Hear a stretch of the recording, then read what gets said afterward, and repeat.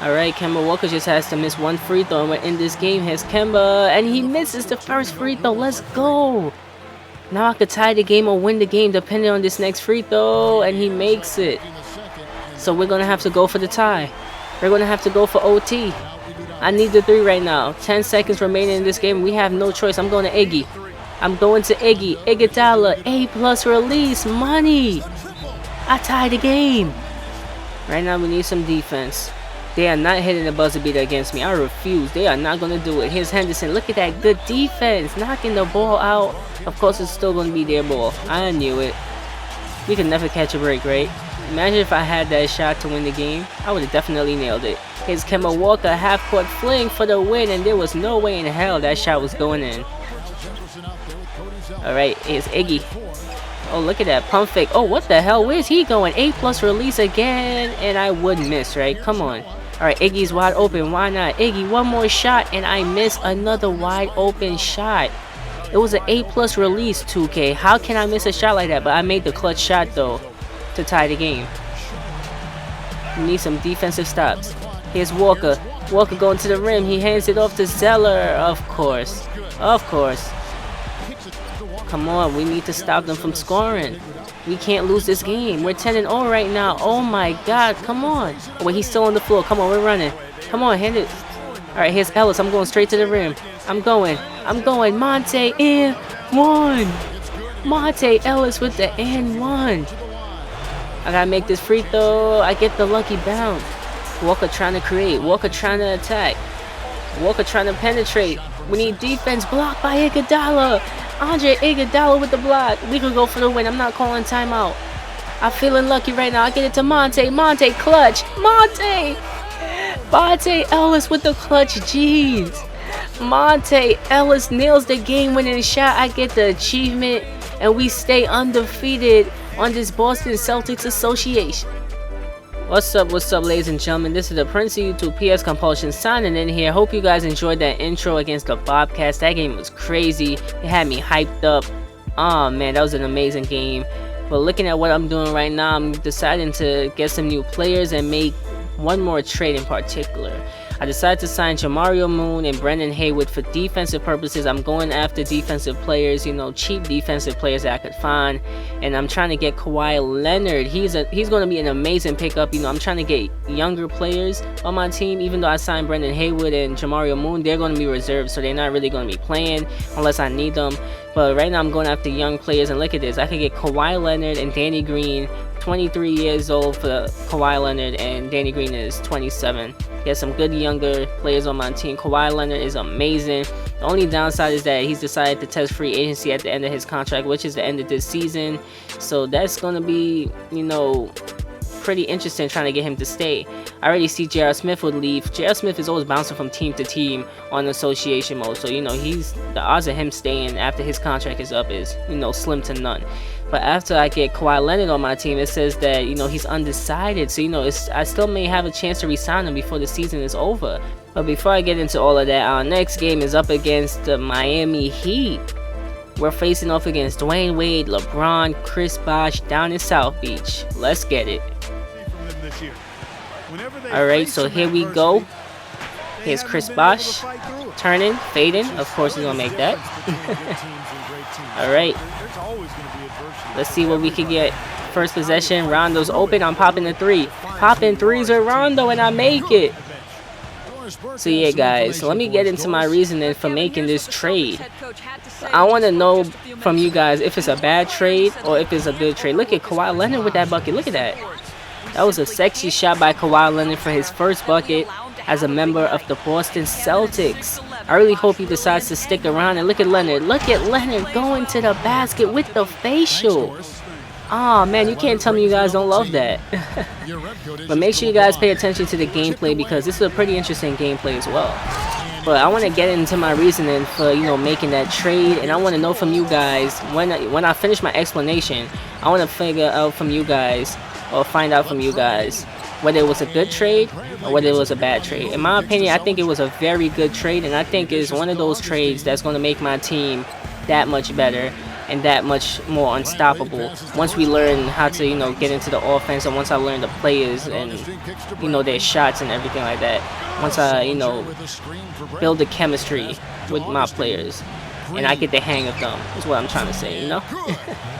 But Danny Green for 3. But anyways, back to what I was saying. I decided to trade away Pau Gasol and J.R. Smith. My reasoning for trading away J.R. Smith is he could be very inconsistent when it comes to his shot, and also he was not comfortable with his role on my team. I realized that his stats started to drop no matter how much minutes I would play him. He wants to start, and he just can't start. He doesn't fit in with what I'm doing in the starting lineup, so getting rid of Smith, it was a good thing. And I also decided to get rid of Pau Gasol because, he's a little older. He's 34 years old on my association, and I don't want to... And he gets tired pretty quickly, and he's not that good of a defender, like I said, so it's kind of like he gets tired quickly, and he doesn't really do much on offense, and then it's like, come on, it's like, I don't know, it wasn't really, I just didn't really want him on my team anymore, just to say the least. I didn't really want him on my team.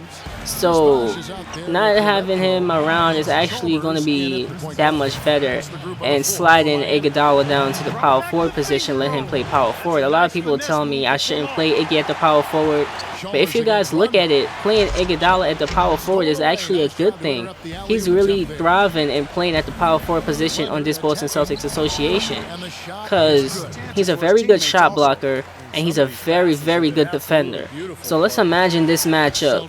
Andre Iguodala against someone like Blake Griffin, or matter of fact, Zach Randolph. Now on defense, he doesn't really guard the post as well, but he's still a pretty good defender in the post. He can still defend the post because of his length. It makes it easier to contest shots, and it makes it easier to stay with his defender because of his speed. Right? Now on the offensive end, Iggy drags his defenders out of the post. So imagine a big guy like Zebo or Blake Griffin in the post. Now he's not going to be in the post. So now when you have drivers like Rondo or Monte Ellis trying to drive to the rim, Andre Iguodala is going to be standing, on the wing. So his defenders are going to be right there on the wing. And if the defenders end up coming to help on the drive, on the Rondo drive or Monte drive, they can easily kick it to Iguodala for a nice, easy open 3, or Iggy could swing the ball, or he could pump fake and go to the rim. So it's a lot of different possibilities with Andre Iguodala playing the power forward. I really like having him at the power forward position. So I really think it would work having Andre Iguodala at the 4 position. Tell me what you guys think about that, because in the past I put him at the 4, and he's been very good in my opinion. Sometimes I wouldn't even put Pau Gasol in. I'd rather have Iggy play the 4, because he has a lot of stamina, and he doesn't get tired quickly, and he's just an overall better defender than Pau Gasol. So it's going to be good having him playing the 4, even though he's not a power forward. So tell me what you guys think about that. So getting Kawhi Leonard and Danny Green is just going to make things 10 times better, because now we have shooters that can space the floor. So now on offense, it makes things a lot much easier, because we have shooters all over the floor. So now we have Kawhi Leonard that can nail the 3, Monte can hit the 3, Iggy can hit the 3, and probably even Joakim Noah, because he has the 3 ball. If you guys haven't noticed, he has the 3 ball for some reason. I don't know why. When I traded for him, it was like that. I didn't do nothing to the stats. I didn't edit Joakim in any type of way. He has the 3 ball. I guess he was doing some kind of 3-point training with Derrick Rose in Chicago or something. I don't know what's up with that. So now we have a whole bunch of shooters that can space the floor, and getting Danny Green coming off the bench, that just makes things 10 times better. Now we have Bradley that can nail the 3-point shot. Danny Green can nail the 3-point shot. So now I have a whole bunch of shooters.